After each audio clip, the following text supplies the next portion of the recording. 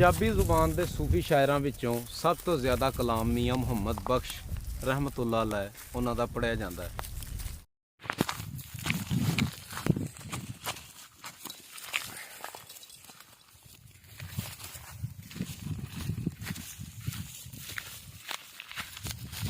उन्होंने बहुत सारिया किताबां लिखियां, लेकिन ज़्यादा मकबूलियत वाली जिहड़ी उन्हां दी किताब है किस्सा सैफ अल मलूक है। मियाँ साहब दे इस मकबूल किस्से दे विचों चंद शेर मैं तुहाडी नज़र करांगा। इस वीडियो नूं ज़्यादा तो ज़्यादा शेयर करो और लाइक करो, मेरे चैनल नूं सबसक्राइब ज़रूर करो। बहुत शुक्रिया। तख्ती दिल दी उत्ते लिखे ते सूरत नक्श सजन दे तोते दूर ना होंदे हरगिज़ डूंगे अखर मन दे ओ तोते दूर न होंदे हरगिज़ ते डूंगे अखर मन दे ते बहुती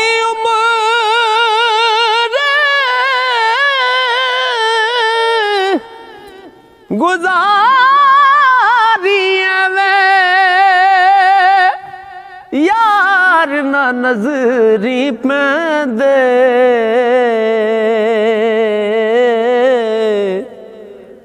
ओ थोड़े रोज़ जवानी जो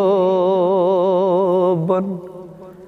दायम साथी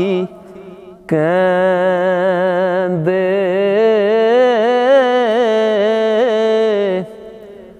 थोड़े रोज़ जवानी जो बन दायम साथी कहंदे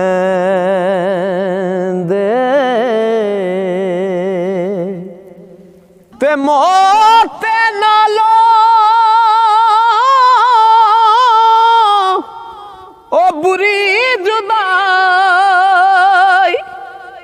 मैनू यार सुहाई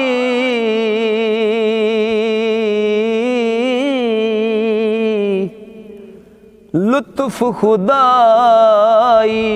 लैसी बदला होर ना मेरा काई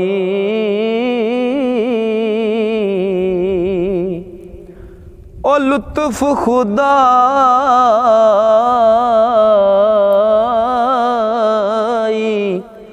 लैसी बदला ते होर ना मेरा काई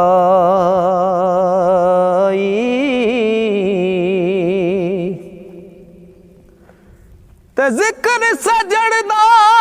छोड़ ना सका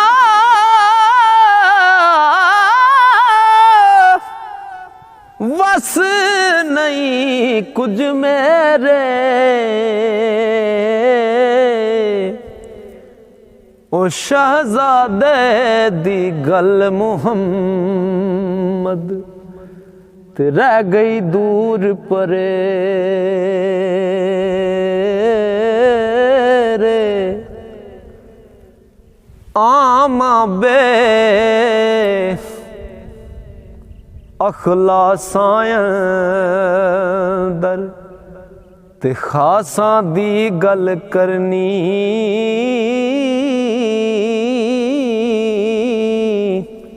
आमा बे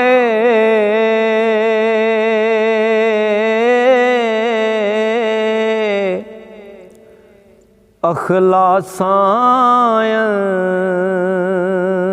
दर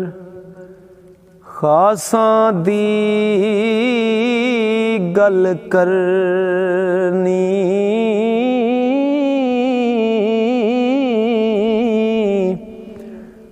ओ मिठी खीर पका मुहम्मद कुत्तियां अगे तरनी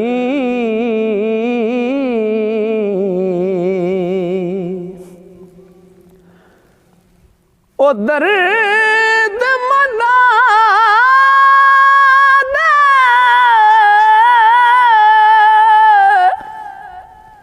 सुखन मुहम्मद देन गवाही हालों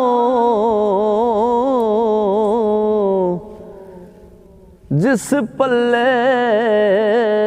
फुल बदे होवन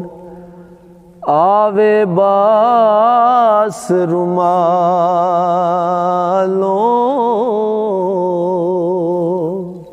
पर महबूबा दा कम पाई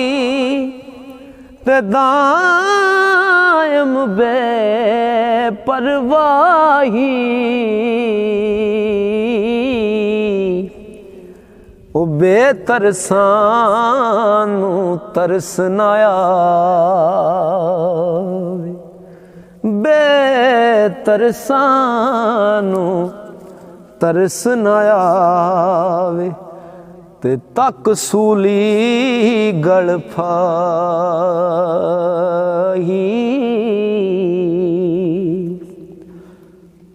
हो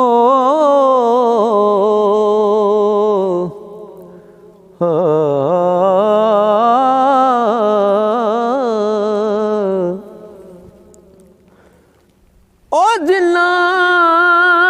दर्द शकदा नहीं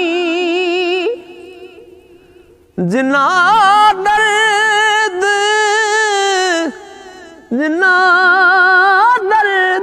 शकदा नहीं ते ओ कद फल पान दीदारों ओ जे रब रोग इश्क दा लावे ते लोड़ नहीं कोई दारों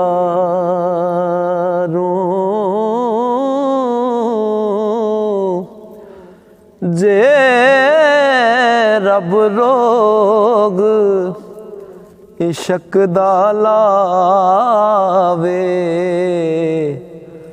लोड़ नहीं कोई दारों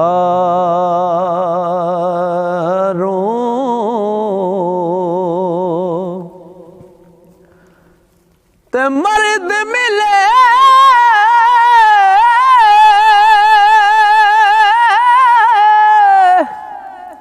ते दर्द ना छोड़े ओ गण दे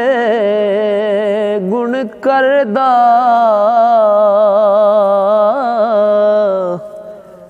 ओ कामल लोक मुहम्मद बख्शा लाल बनान पत्थर दा